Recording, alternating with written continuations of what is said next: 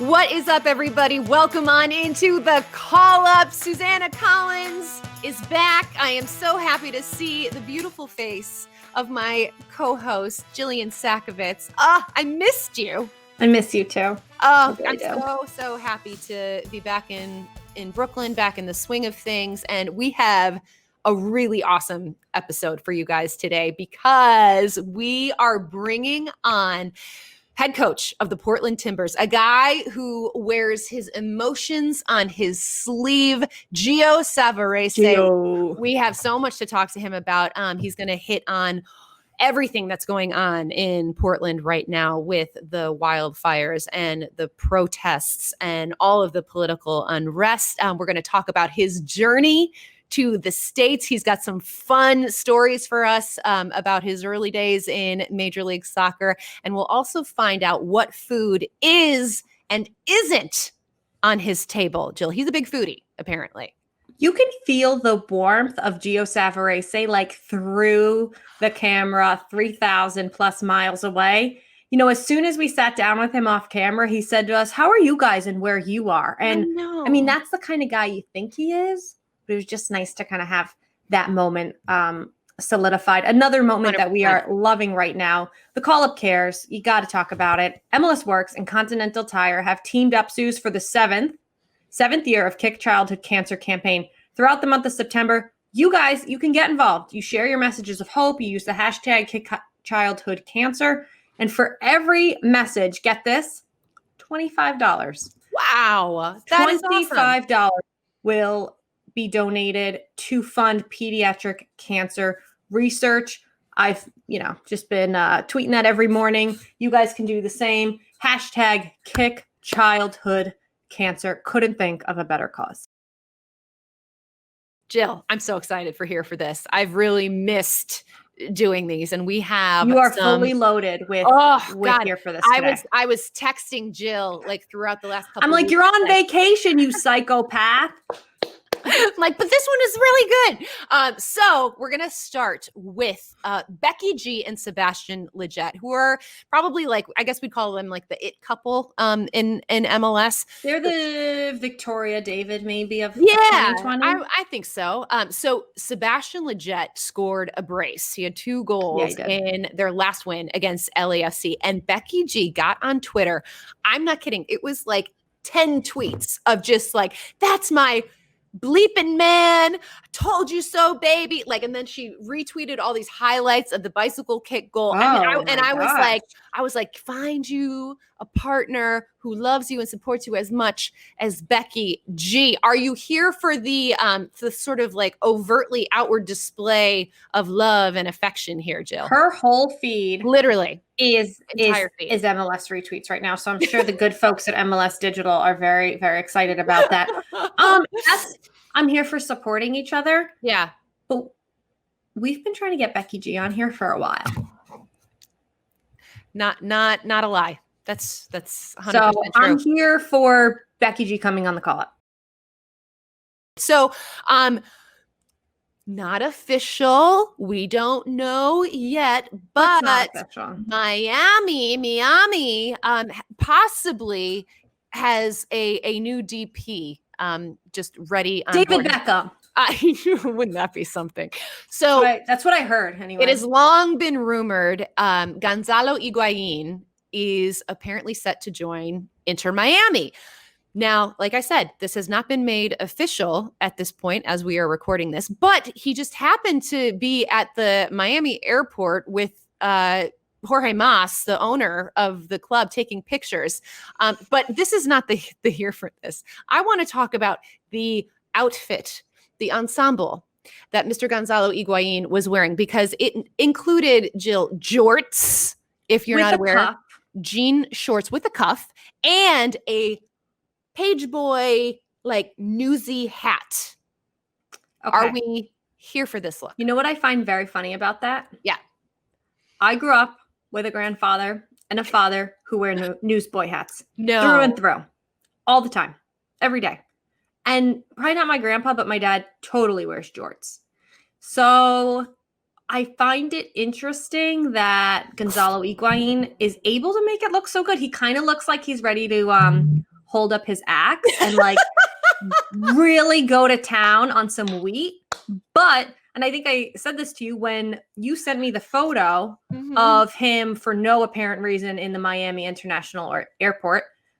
I thought it was David Beckham because David Beckham rocks a very similar look often, you know, just standing out in a field in a farmer chic outfit. Thank you. And that was my point. I really thought it was him. The mask, the hat, you don't get much. You just get the eyes. I just think that like David Beckham can pull that off. Also, don't be a hater. Well, here's the thing. Have you ever watched Peaky Blinders? No. So it's a show on Netflix. All the guys wear the page boy hats. Like that's all I could think about. Newsboy hats, not page boy hats. Newsboy hats. Newsboy hats. I'm not here for it. And the jorts were just a little too tight. I didn't appreciate the cuff. No, you can do better.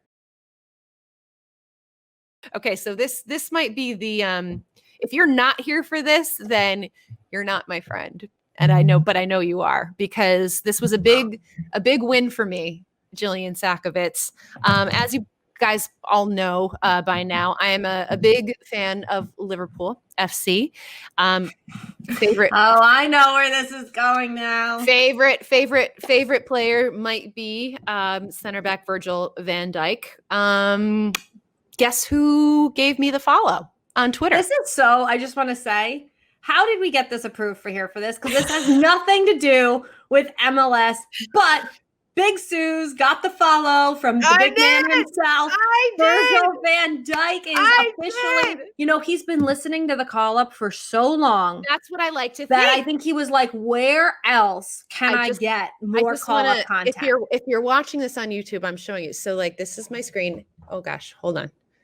Don't pull up says Virgil van Dijk follows you. Look at that. Yeah, he does. One of the 4 people that he follows. Yo, Virg, what up? You want to be our guest? Suze, come on, the call up, buddy. Let's put that towards the common good, okay? I like it. Oh, listen, it will be my mission in life to get Virgil van Dijk on this podcast. Believe me.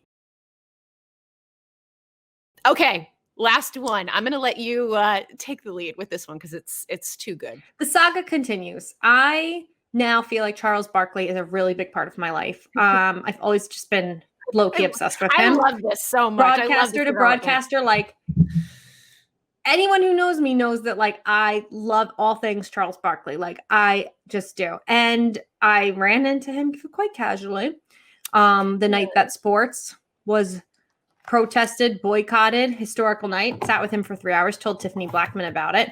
And she's like, Jill, you haven't met him before and hung out with him? And I was like, oh, Jilly, you're such a loser. Stop. I have not hung out with Charles Barkley, Jill, for the record. Thank you. So there you go. And then I go back into the hotel restaurant to grab a bite after the other Atlanta United game. And he's sitting there with guess who? Ric Flair. No. Now the joke starts. Ric Flair and Charles Barkley walk into a bar. And I didn't even go over there. You know, I just I wanted to keep it cool. Yeah. Keep it cool. But I was listening to the second best podcast on the planet, The Steam Room, which is him and Ernie Johnson. Yep. And they have a great segment that I kind of wonder if we should do. I just don't know if anyone would call. They do an answering machine at the end of the show. And fans call and leave a message. And it's, you know, thanks, you got me through a really tough day, or it's a question. And the woman asked, like, are you a cat or dog person? And Chuck so seriously goes, Chuck, who I thought could do no wrong. Yeah. Cats aren't a real thing. Cats aren't a real pet. In fact, cats aren't a real thing. No. And I'm upset. Oh, you're heartbroken. Oh, wait. Where's June? June is real. No. Is June not real? I guess not. Oh, Chuck, I am not with you on this one. Like I knew you have my back on that. But no, I do. You have my back with the Virgil support. I've got your back here. Cats are indeed. Chuck told me he doesn't really watch soccer. I was fine with that. Fine with that.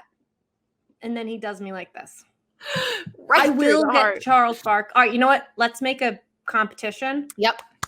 I'm going to get Chuck on the pod. You're going to get Virgil on the pod. First to get their person on wins. The loser buys dinner. You know what, Jill? I'm here for this challenge. Challenge accepted. Time now for our AT&T 5G call to the field. We are so excited today. Head coach of the Portland Timbers, former coach of the New York Cosmos, and before that, an 18-year professional career that included 5 of those in Major League Soccer, and former player for the Venezuelan national team, Gio Savarese. Thank you for joining us. Thank you for the invite. Yes, you're always invited. You're coming to us live from Portland. The West Coast, the Pacific Northwest right now is experiencing terrible wildfires. First off, how are you, and what is it like in Portland right now? It's not great, honestly. The air quality is very bad. It's been very bad the past few days. I mean, you can smell as soon as you go outside. It feels burned wood, and it's strong, so it's difficult to breathe. And we've been training indoors because there's no way we can train outdoors. So we have found some facilities that are a little bit small, but at least we can continue to train. So it's been very difficult, and too many people have been affected by this, which, we're very sorry. Some people had to go away from their houses. Some people had to go a little bit more north to try to find a little bit of a safer place. So it's been tough in Portland. So what we hear, hopefully, is by the end of this week that we should be able to have better air. Even traveling to LA, that also is going through some things. We can feel that our breathing in LA was a lot better. So it's a little bit difficult, what we're living right now in Portland. Well, we're glad that you guys are hanging in there and staying safe. Gio, 2020 has been just an interesting year, to say the least. And in addition to the wildfires in Portland right now, there is a lot of political unrest. We've seen a bunch of the protests. You are from Venezuela, a place that has seen a ton of political unrest as well. When there are so many outside distractions going on, how do you keep your team focused on soccer right now? I have to say that I've been very lucky to have an amazing group of guys that have been very disciplined during the quarantine, facing COVID, during the manifestations, which a lot of our players are very much in tune with what's going on because, we have had many conversations internally about what can we do in order to help the situation and especially have a better future in which, everything's a little bit more inclusive. So, but the guys have been very focused in the games, in concentrating, doing their job. We saw what the guys were able to do in the MLS Back tournament. Unfortunately, now coming back, we haven't had the points that we would like. But the focus in playing and is been there. So I've been very lucky to have an amazing group of guys. But the city of Portland definitely is been going through so much, with the wildfires, with this, manifestations, with the COVID. But as I said, very lucky with the group of guys because they've been very disciplined. Gio, your team had a ton of success, obviously. The champions of the MLS's Back tournament. You mentioned now they're trying to find their stride in the regular season, continued. But I have to ask you, and I've heard people make both points. Some people say when you look at a team, whoever ends up winning MLS Cup, having success in 2020, there has to be an asterisk that, well, it was 2020. I feel like it should be an exclamation point of whoever can battle through 2020 should get double the credit. How do you feel about whoever will have the success, you guys being the tournament champions? We'll see who's the MLS Cup champions. How do you feel like a team needs to be labeled within 2020? So I will put more, emphasis on the points of, as you mentioned. I think it is a year that's been so difficult that we have to recognize that winning this year is more difficult than has ever been. Mm-hmm. I see it because everything is different. And you have to adapt to so many different things. How many preseason we have had this year? How many, phases we had to, being challenged with? We don't know what tomorrow is going to bring because we still are saying that we're going to go into phase 2. The playoff, we hope that they're going to be played in some way in our fields, but we don't know what will happen because what 2020 has taught us is that you cannot be sure that things will be definitely the way you think in the next month. So we need to be prepared for anything. And I think teams have to adapt, and for me, whoever is going to end up winning this cup in MLS Cup, I think is a huge recognition to a group that has been able to be resilient, strong, especially that has great mentality and that endure of a very, very difficult year. So, I believe that we have to recognize that for this year. Amen. Well said, Gio. You mentioned adaptability being important this year, and you guys are going to have to adapt now to life without Sebastian Blanco, who underwent surgery to repair that torn ACL this week. He's going to be out for 6 months. I mean, I don't think you can understate how important he is to this Portland Timbers team. Is having an MVP caliber season, was MVP of the MLS's back tournament. How do the Portland Timbers adjust to life without Sebastian Blanco on the field? Yeah, so, I mean, I said it many times, Seba is a player that we cannot replace. I think when you have a DP like him in your team, there's no other player that is going to come and give you exactly the same thing that he gives us. He was having an unbelievable 2020, and these are situations that are very unfortunate. But the reality for me as well is that this is an opportunity now for some players to step up. I think also our team has been mostly, or our best asset of our team is the group, not the individuals. And that's how we always have focused our success. And we saw it in Seattle. We beat one of the best teams in MLS without Seba. He was out already in the second minute of the game, and we still were able to win a very important match. So I think the group, is very focused on making sure that, that we are successful.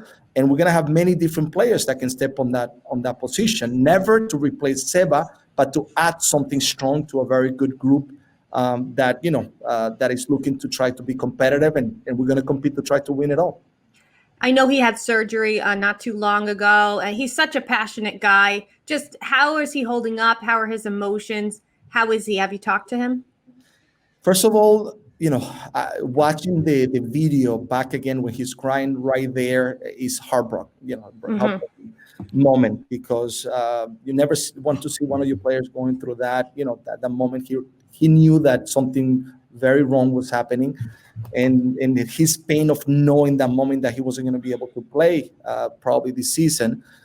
It is really difficult to absorb. But he's been unbelievable. He's been very positive. He's been great. Right after the surgery yesterday, I texted him. He responded right away, and talking about the team, and talking about everything, how quick he wants to return, and he's talking about breaking records. I know that this usually takes this long, but I'm going to break that record. He's painting already the picture when he's going to be back. But one thing he says all the time is that I'm going to be back soon, and I'm going to be stronger than before. So that's one thing that we can wait to see. Love it. Gio, I want to ask about playing at Providence Park right now with the absence of fans. I mean, this place is notoriously has one of the best atmospheres in the entire league. It's a very hard place for other teams to come into and play at. And now there are no fans, and you don't have the Timbers Army behind goal, just giving it their all. How do you think that has affected the team, if at all? Is there still a home field advantage? Yeah. I think there should be. Nevertheless, I mean, without fans, especially our fans, as you mentioned, it is not the same. It's not the same. It's so quiet. In that place, it's bouncing. You feel the walls moving when the fans are there. The Timber Army is unique, and the support to the Timbers is like no other for me. And not having them at the stadium is a big miss. You feel the emptiness. You feel sometimes, when there's a goal, you miss that yelling of the fans. But I still think that teams need to be strong at home. The mentality needs to be strong. We need to adapt, as we said before.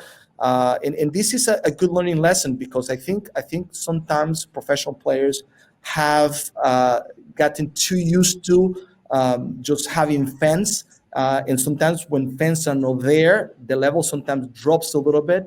And I think this year you had to learn how to be able to keep the intensity, the level high without fans.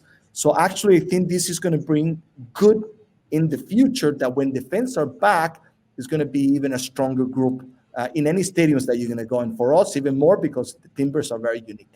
I love this positivity. This is great. Great answer. I have to ask you, the fans, the people watching at home, really reacted in the beginning to hearing the coaching staff on the pitch. As a sideline reporter, I hear it all the time. I know how scary it can be down there.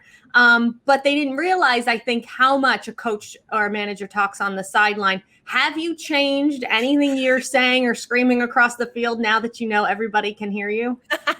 That is a great question. Especially the MLS back, I could see the wires around the dirt.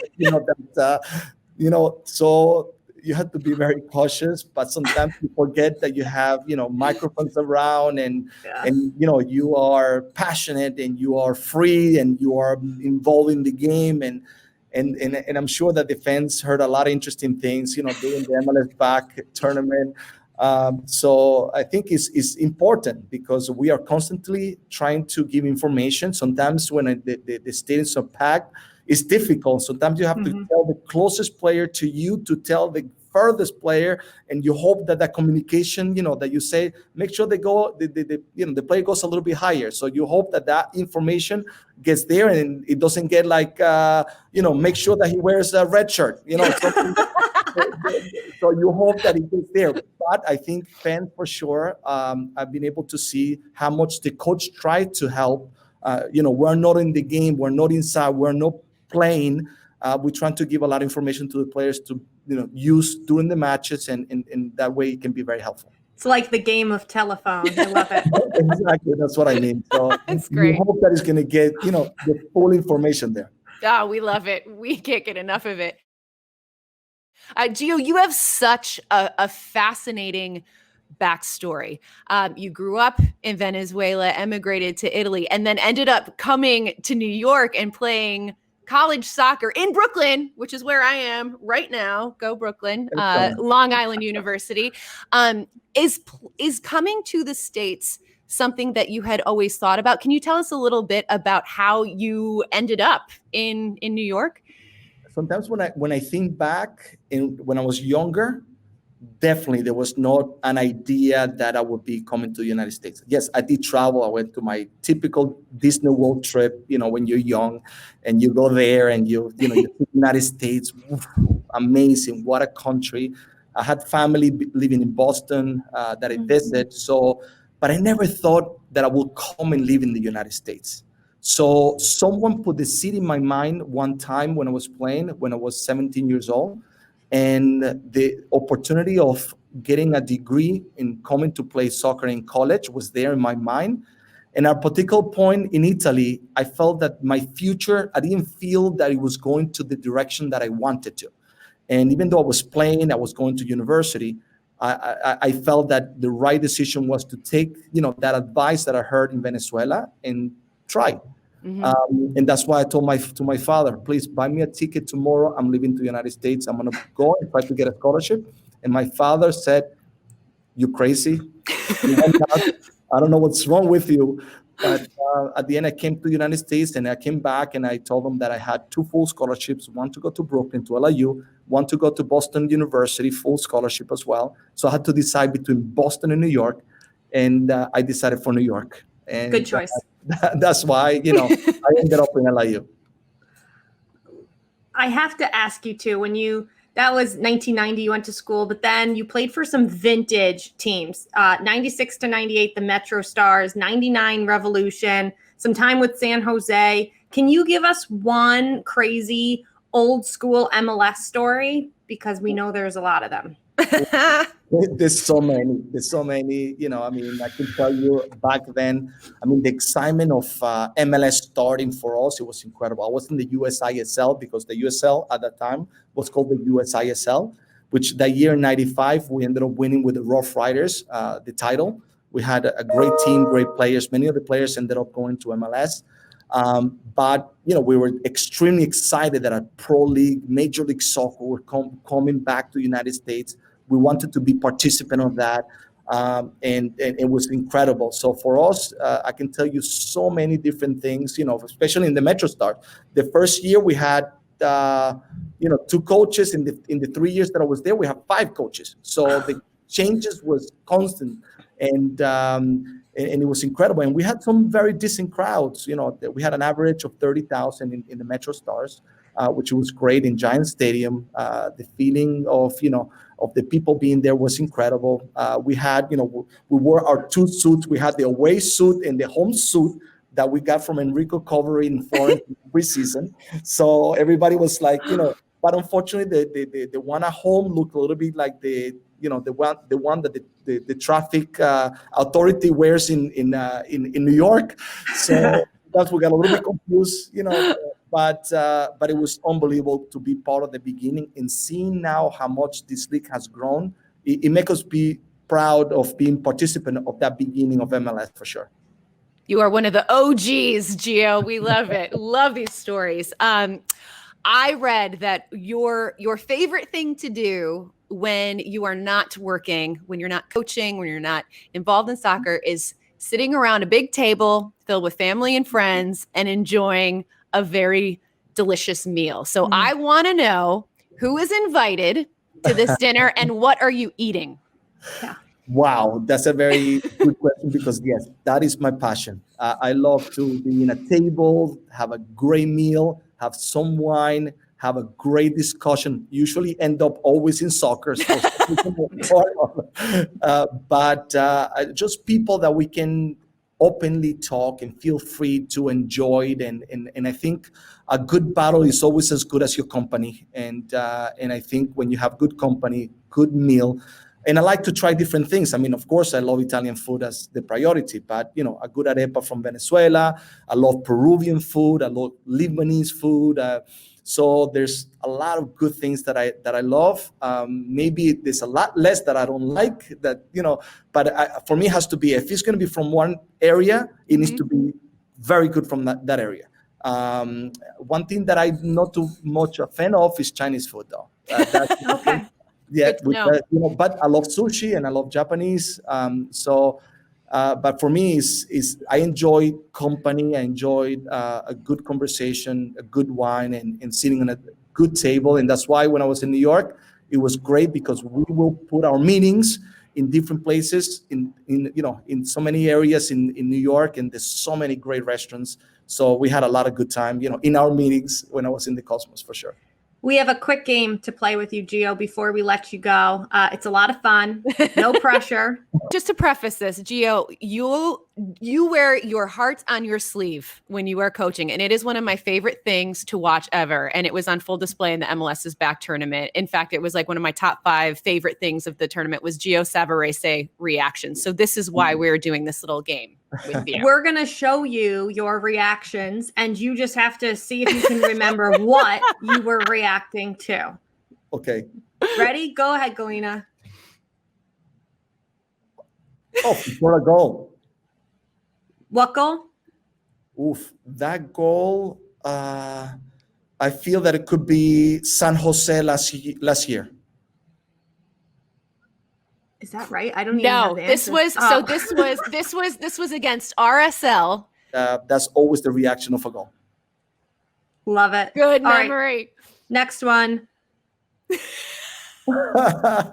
On the road, that I feel that is Toronto. So, or Dallas. I think Dallas or Toronto, a goal that we score for sure.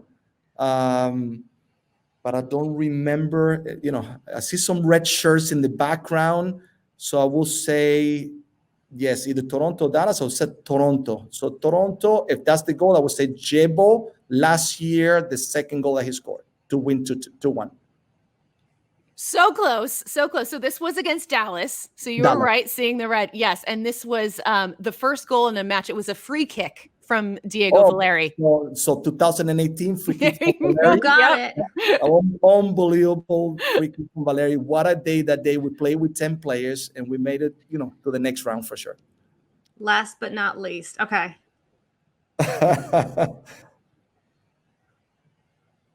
Okay, so of course another goal. Let me see. Wow, that's a tough one. Because so many moments in that tournament that Oh man, it's the same thing. we had a whole Gio reaction montage from that tournament. So I'm trying to think. So maybe because I'm looking to the left, that could be Seba's goal against New York City. So this was Nishgora's goal in the round of 16. Okay. Nishgora goal against Cincinnati coming from the bench. Across from Seba, 2 touches and put it in the net, 1-0. And unfortunately, then we went 1-1 to PKs and ended up winning in PKs. So that was a great game. So good. Do we have one more? Do we have a bonus one, Galina? Oh, I think we do. Oh, this is just a fun memory. We just want you to react to this because this was just such a cool moment. And how short was the ceiling in Orlando? You guys look like giants in there. That was incredible. I knew something was going to happen because Shannon, my assistant coach, was outside, like waiting for something. And I'm like, something bad is going to happen, like something inside. They're waiting for me to get in. And then I saw everybody throwing, water, champagne. And then the celebration, I was very proud from the players because of what they achieved, the work that they did, 45 days without their families in a place in which you had to stay in your floor. Incredible what the guys were able to do. So extremely proud of winning them on this back tournament, which was very difficult, but it will be something that we'll remember for the rest of our lives. Gio, we know you have a team to manage today. We'll let you go. Thank you so much. We're thinking all of you out in Portland, and thoughts and prayers with everybody. And we appreciate your time so much. Thank you so much, Gio. Thank you for the invite. I had a lot of fun, and take care. And say hello to New York for me, please. We will. We will. Absolutely will.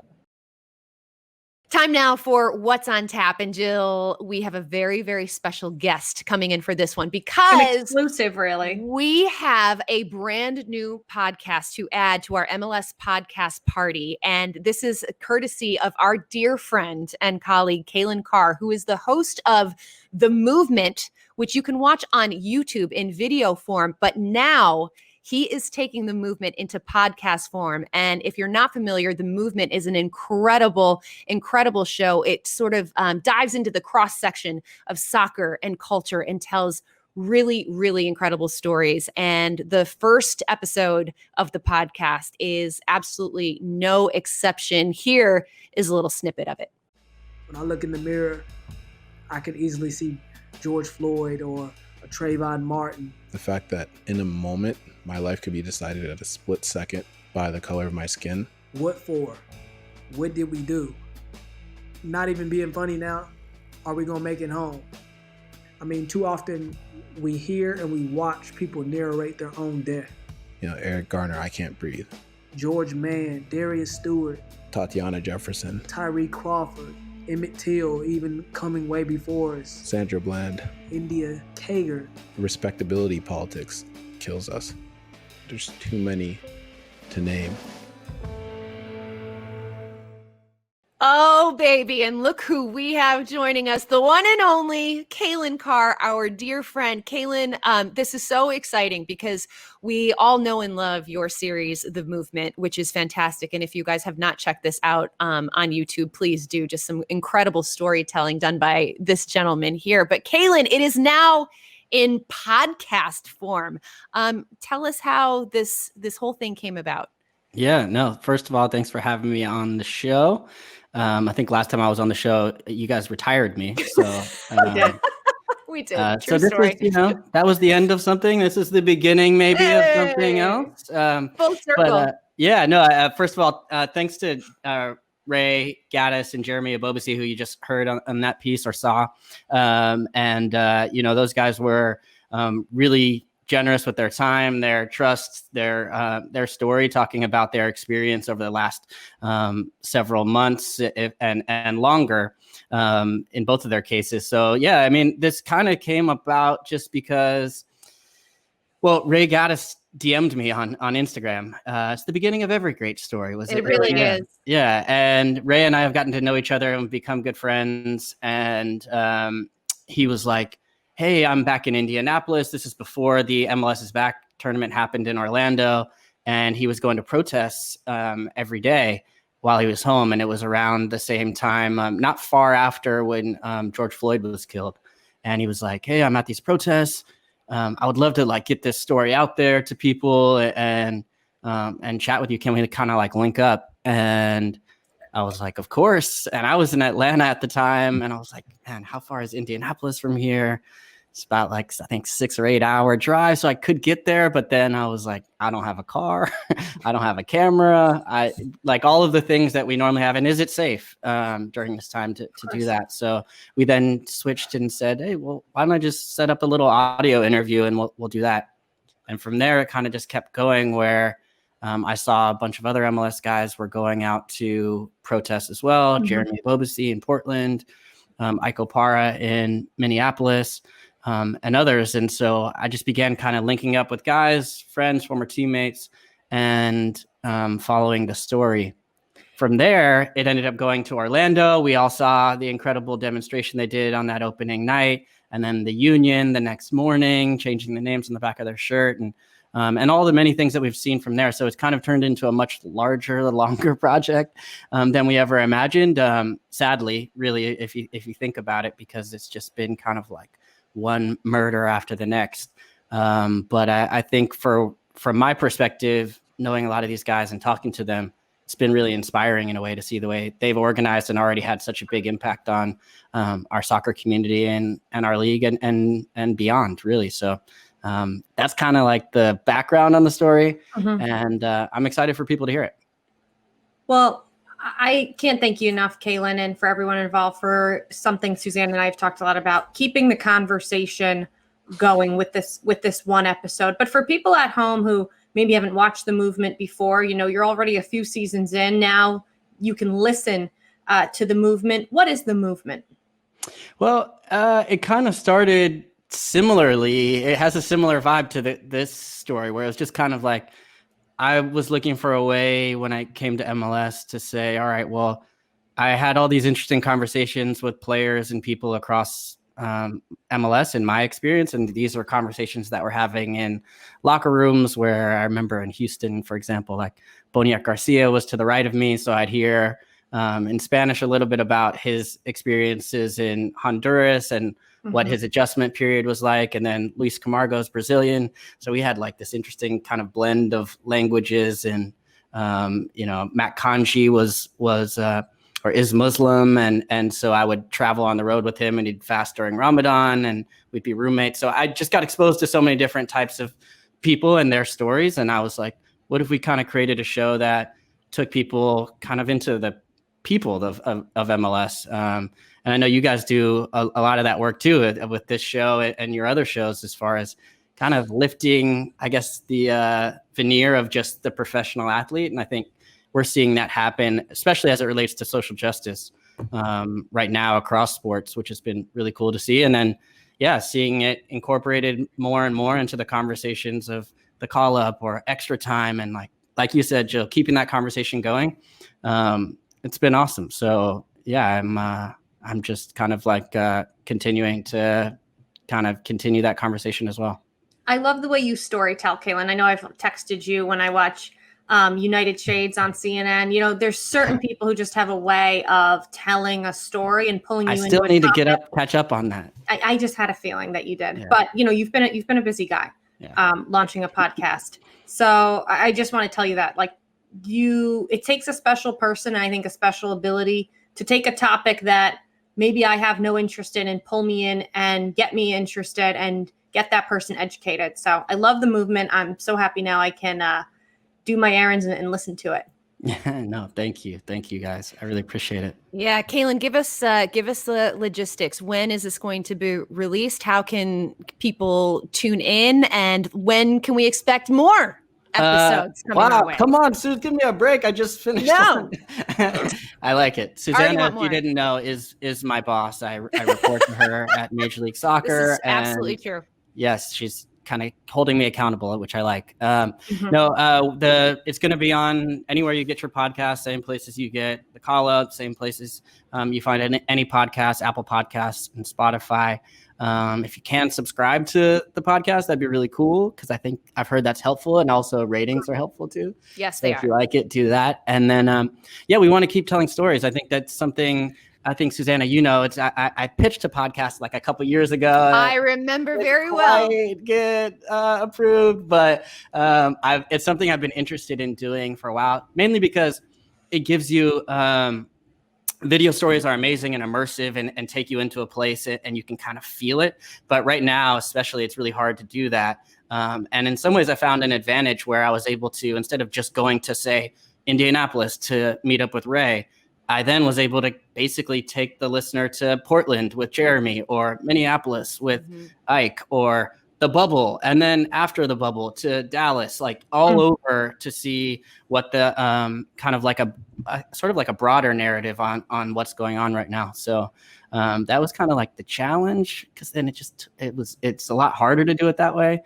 And I'm sure you both know, switching formats and finding your voice and confidence to talk about difficult topics and things like that is something I've done before, but this one still felt big, and more than anything, I wanted to do justice to the guys' stories and the fact that they were so open and honest with me.